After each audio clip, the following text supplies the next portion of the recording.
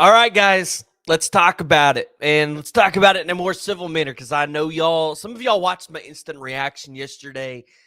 And listen, I might have overreacted a little bit, but today we're going to take a more penciled approach to this game. We're going to look at it with a more civil mind, and we're going to look at what Oklahoma did well, where they can improve going into the week. We're going to talk about Jackson Arnold and the team rallying behind Jackson Arnold, and I got something to show you guys as well around that. But before we dive into it, I want to hear from y'all. I want to hear what your guys' thoughts were. Go ahead, hit that like, hit that subscribe button, jump in the comments below. Let me know what y'all think. Listen, it's a Sunday morning, so make sure y'all grab your energy drink and y'all sit back and relax and enjoy the show. All right.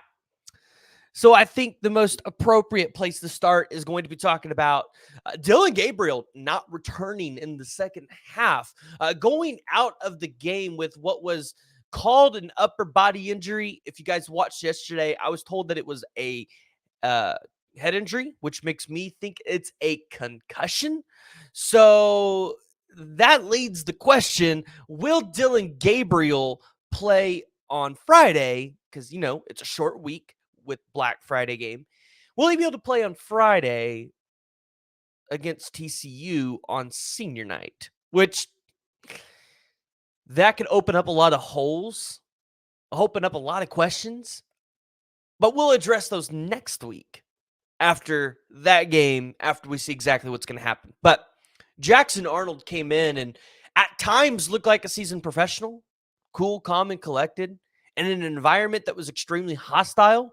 I mean, I had some friends that were there, and they said it was really loud, that it was ruckus, and that they enjoyed their ice cream that they got. So, but Arnold, he did some good things. He did some things that were like, okay, like we see the true freshman in him. Arnold missed the deep pass that kind of would have sealed the deal for Oklahoma to Nick Anderson. But then you saw him make a beautiful pass to Jalil Farouk for 16 yards. And so, again, you see Arnold kind of sit back, get collected. But you saw him referring to the sideline a lot, right? You see him looking over there, getting the play call. You see where maybe he wasn't up to speed, where this staff was looking to redshirt him. He was not expecting to come into this game, right? So for Jackson Arnold to come in and do what he did, pretty much on the assumption of, I'm not playing for the rest of the year, I'll be traveling with the team, I'm only in a do or die situation. Well, you got your do or die situation, and I'm fairly okay with the performance from Arnold. Now, I know a lot of people have been calling for Arnold all season because they just, for some reason, you either love Dillon Gabriel or you don't like Dillon Gabriel. But, myself and Jay over at Unfair Sports and even Ty over at Around the Table Sports have kind of told you guys, hey, you don't want to start a true freshman quarterback for this reason, right? And I think you saw a little bit of that today. And, I was kind of in a dilemma. I want OU to win this game, but at the same time, I'm like, man, if Jackson Arnold, he hits this deep pass to Nick Anderson, he goes out there and he looks like just stellar, throws for a couple 100 yards or 150 yards, a couple touchdowns. These fans are going to be irritated if Dillon Gabriel comes back. It's going to be hard to deal with. But I think you saw a little bit today of, hey, this is what it is. And Jackson Arnold's not no Caleb Williams. I think we all remember Caleb Williams stepping in for Spencer Rattler in that Texas game, leading Oklahoma back to that victory. You saw him against TCU the next week. And then, you saw him struggle at Baylor. And I mean, I say struggle Oklahoma State. I didn't really consider it struggling. Oklahoma State just, they got the calls. Oklahoma did things to beat themselves. But I mean, at the end of the day, Caleb Williams played pretty well. But it's Caleb Williams, right? One of the best college quarterbacks of all time, just doesn't have the trophies to show for it because he's out there with Lincoln Riley at USC. But Jackson Arnold, at the end of the day, hey, as a true freshman, you look at what he did, 5 of 9, 33 yards, didn't get a touchdown, didn't get a pick. He ran for 4 carries, 0 yards, but his longest run was 5. Jackson Arnold did what he needed to keep you in the game. Now, I want to show you guys how the team reacted to Jackson Arnold after this game and where this program sits with Jackson Arnold as their quarterback. Yeah, boy! Yeah, boy! Good shit, baby! That boy's a dog!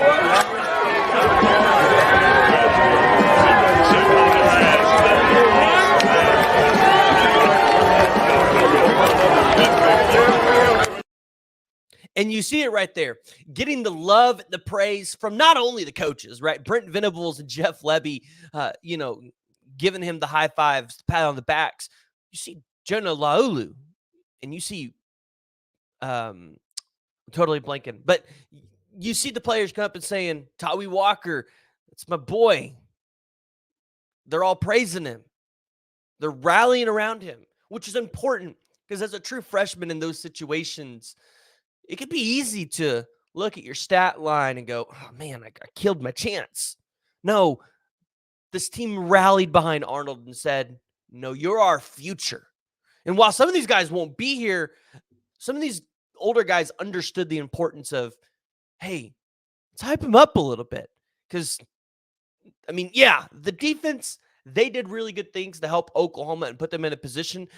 You couldn't have been in the position you were without Jackson Arnold being the threat he was. And this is no shot at Davis Bevel. Put Davis Bevel in that situation. BYU knows you ain't throwing the ball with Davis Bevel, right? At least Jackson Arnold was enough of a threat for them to go, yeah, he can throw the ball on us. So we have to be mindful of that. So I want to talk about what the team did well on Saturday. And I think we have to start with how they ran the ball. Because this has been an area of the team, I think, all season that we've had questions. Because we came into this year for Oklahoma saying, hey, the running back room, it's going to be your deepest part of the room. It's going to be your best part of this team. And it hasn't looked great this year. And I'll give it to him. Javante Barnes has been hurt all season. Gavin Sawchuk, he was coming off of an injury with the hamstring. He started to look good as of late. And I go and I look at the Sooners' schedule, which I like how ESPN does the schedule breakout, where you can see the stats for the highest performers for that team. And so let's see if I can give you guys a better view here. Haha, this is the better view. Okay. So you guys can see here, right? Javante Barnes against Arkansas State, leading rusher at 49. Barnes again against Tulsa at 68. So you have games where you just couldn't get to 100. But if you look down here on October 28th, basically pretty much after the Texas game, there's only one game where you didn't get to 100 yards. And the past 3 games in a row, Sawchuk has rushed for 100+ yards in 3 straight games. Gavin Sawchuk is that dude for Oklahoma, and he's that dude that we expected to see after the Florida State game last year. He's starting to get into that groove. And one thing I noticed that we hadn't seen at the beginning of the season that you're starting to see now, which is Gavin Sawchuk on one of the runs, he gets the handoff from Gabriel, and he runs to the right side. And he kind of runs into the offensive lineman, but he kind of bounces back, and he kind of just stands there for like a second and finds the hole and runs to the hole, but ended up slipping. Now, BYU got to fix their turf, right? They got to get some turf or something in there, right? You Power 5 school now, you got to be able to get a field that's not whatever that was. But no, I look at it and I say, you're starting to see these running backs be a little bit more patient, right? They're trying to find the holes. They're trusting their offensive line a little bit more. Maybe the offensive line actually understands, hey, this is our personnel in terms of the running backs. This is who you're blocking for. So now they understand the timing, right? So you're starting to see a little bit of that fall into place, which is why you've seen Gavin Sawchuk be able to get 3 straight 100-yard games and 5 out of the last 6 be 100-yard games by this rushing attack for the University of Oklahoma. So Sawchuk over the next couple of years, if you're an Oklahoma fan, you're excited. Now you just want to get Javonte Barnes healthy as you get Taylor Tatum in here, Xavier Robinson in here, right? You just want to get the guys healthy so that you're able to get those guys. I had somebody the other day ask me about Megwa at Home Depot. Shout out to the guy that recognized me there. I don't expect to see him in the Oklahoma uniform ever at this point. Just so many injuries. I think you probably, if anything, see him more take of a coaching role. I don't see him actually playing a snap for Oklahoma, but I could be wrong. I'm not a coach. Now, I want to shift to the defense a little bit. And although the defense got pushed around on the defensive line, they got diced up in the secondary a lot. The defense did what it needed to put Oklahoma in a chance to win this game late with 3 turnovers. They did. And I look at it and I go, you know what? It's win and survive. That's really what this is. Win and advance. And Billy Bowman, my goodness. Is there anything more that we need to say about this dude? The 100-yard plus interception return for a touchdown. These were some awesome picks by the Oklahoma football staff, getting Billy Bowman on this return. But you saw Billy Bowman towards the end of that run there. He was trying. He was definitely getting caught up to by the quarterback. So, but Billy Bowman putting Oklahoma in a position with this pick 6 to give Jackson Arnold a little bit of breathing room was really important. Additionally, you saw the defense recover 2 fumbles. It's huge, right? You force 3 turnovers and you're able to score 21 points off those 3 turnovers. Now, that means your offense outside of those turnovers on their offensive possessions were only able to score 10 points. Now, you could have got 13, but Zach Schmidt missed a field goal. So I don't think we need to get into that because I think I share the same sentiment as y'all when it comes to the kicking game for Oklahoma. But you really like how the defense forces the turnovers and puts Oklahoma in a position to win it, even when they're not playing well, right? And without those 3 turnovers, Oklahoma doesn't win this game. You have to have all 3 of those to win this game. And lastly, this is a part where I overreacted yesterday. And I said something I shouldn't have. And it was, gosh dang, Jeff Lebby ain't calling the right plays. Because I've went back and I've watched a good chunk of this game. Jeff Lebby called a pretty decent game. He did. And I think it really shows where at the end of the second half, Jeff Lebby dials up a play call for his true freshman quarterback to heave the ball down the field to Nick Anderson to go for the kill. I mean, he completes that pass, and I mean, after that, Billy Bowman will get the pick 6, and you go up 38-24. Now all of a sudden, Oklahoma's got breathing room.